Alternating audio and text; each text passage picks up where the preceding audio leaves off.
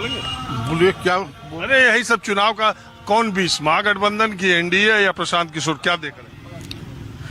देखिए, जीतने का जहाँ तक संभावना है तो बीजेपी को है। आप कुछ बोलना चाह रहे हैं? जी रंजन भैया नमस्कार। हम सूरत में रहते हैं। सूरत में? जी, आपको फॉलो करते हैं, वहाँ से देखते रहते हैं। कोई वहाँ हमारा छोड़िए। एम्स जो है, हमारी वाइफ का कैंसर हो गया है। ठीक, और 4 स्टेज में, फर्स्ट स्टेज में पकड़ा गया था। ओहो। और 4 स्टेज में चला गया है। तो बहुत यंग होंगी अभी। हाँ, 32 साल की है। और मैं सूरत कमाता हूँ, कंपनी में काम करता हूँ। 6 महीने से यहाँ बैठा हूँ। 6 महीने से यहाँ बैठा हूँ। और ये जो आज नौबत लाया है, उसने एम्स लाया है। एक रिपोर्ट 1.5 महीने में लाया। और आज बदौलत ऐसा है को अब आप समझ ही रहे हैं 4 स्टेज मतलब क्या होता है। डॉक्टर ने ना बोल दिया है। और पैसे की वजह से मैं कहीं दूसरी जगह इलाज भी नहीं करा सकता हूँ कि भाई कोई बोलते हैं बम्बे ले जाओ, टाटा मेमोरियल में, कोई मैं वैसा समर्थ नहीं हूँ। वहाँ 20,000 का नौकरी करने वाला 2 बच्चा है, 3 छोटा छोटा।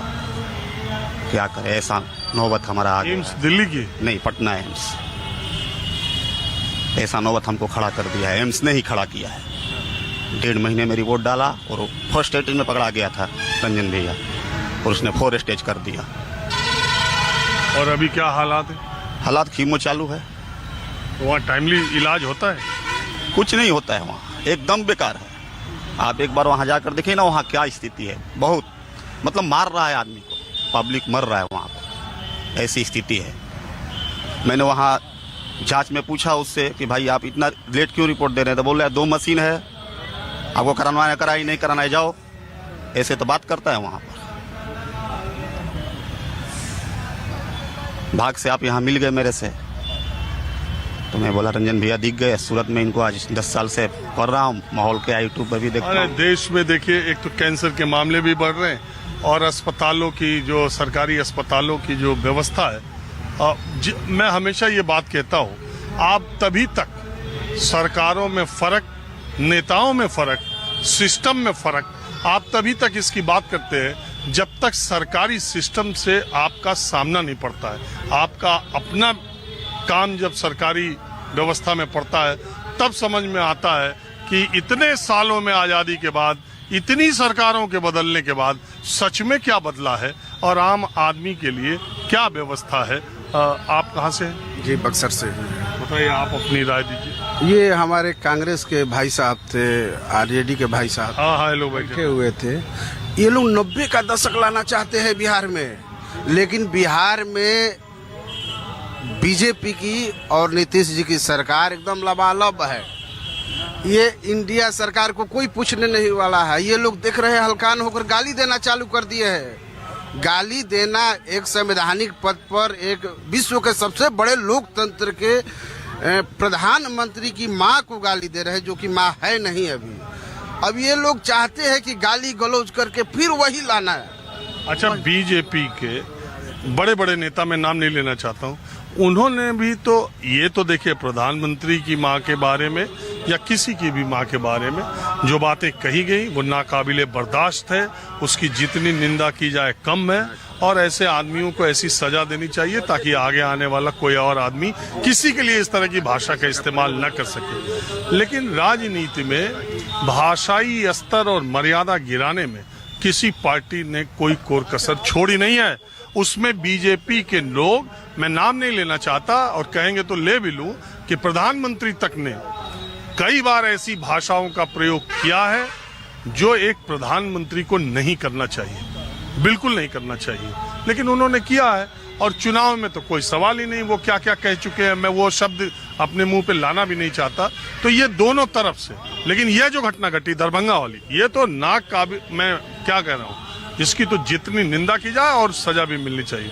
बहरहाल, जो लालू यादव के राज, पुराने राज की बात है, ये जो है 20 साल पहले का वही खौफ, वही डर दिखा के ही वोट पाना का सबसे बड़ा मुद्दा एनडीए के लोगों को है, या अपना रिपोर्ट कार्ड सामने रखना, उसको ज्यादा पुरजोर तरीके से रखना चाहिए? अपना रिपोर्ट कार्ड है कि आज के डेट में हम लोग बक्सर से दिल्ली बाई रोड 8 से 9 घंटे में पहुंच रहे हैं। यहाँ से पटना जो है कि हम लोग मात्र 2 घंटे में पहुंच रहे हैं। और ये लोग शिक्षा के स्तर पर देखा जाए तो बिहार आगे हो गया है, एजुकेशन के मामले में आगे हो गया है, स्वास्थ्य के मामले में आगे हो रहा है। इसके बाद भी उन लोगों की असुविधा दिख रही है। अभी हमारे डुमरांव में जो कृषि महाविद्यालय खुला हुआ है, मेडिकल कॉलेज खुल रहा है, और जहाँ जहाँ पर देखिए यहाँ परियोजना है, बिजली परियोजना है, लेकिन आरजेडी के भाई साहब, कांग्रेस के भाई साहब को ये सब नहीं दिखता। ये लोग गाली गलौज करके अब चाहते हैं कि किसी तरह 90 का दशक ला दे। एक समय ऐसा था कि पटना से लोग चलते थे रोड पर तो कब गड्ढा में चलने लगे मालूम नहीं हो रहा था। आज के डेट में गड्ढा खोजने से भी नहीं मिल रहा है। चलिए ठीक है, अब जरा नहीं हो गया। एक आदमी को नहीं, सवाल ही नहीं है। मैं कोई सवाल ही नहीं। आप एक ही आदमी लगातार नहीं बोलेगा। इधर भी कुछ लोग बैठे, ओहो महिलाएं बैठी, मैं जरा चर्चा करूं, आप लोग बात करेंगी? हम आए हैं, हाँ? अरे इस पार्क में सब लोग बैठे रहते तो हम भी आ गए।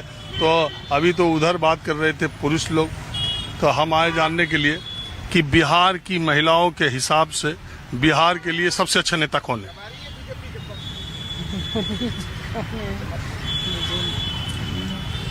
मुझे इतना मालूम नहीं है। कौन नेता बिहार के लिए सबसे अच्छा? वहाँ बैठे हैं, वो बताएंगे, वो लोग बताएंगे। अच्छा आप बताइए।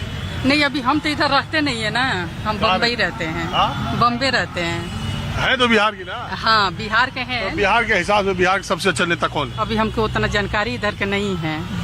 आपको? हम लोग की जानकारी अभी नहीं है इधर। चलिए ठीक। माहौल क्या है?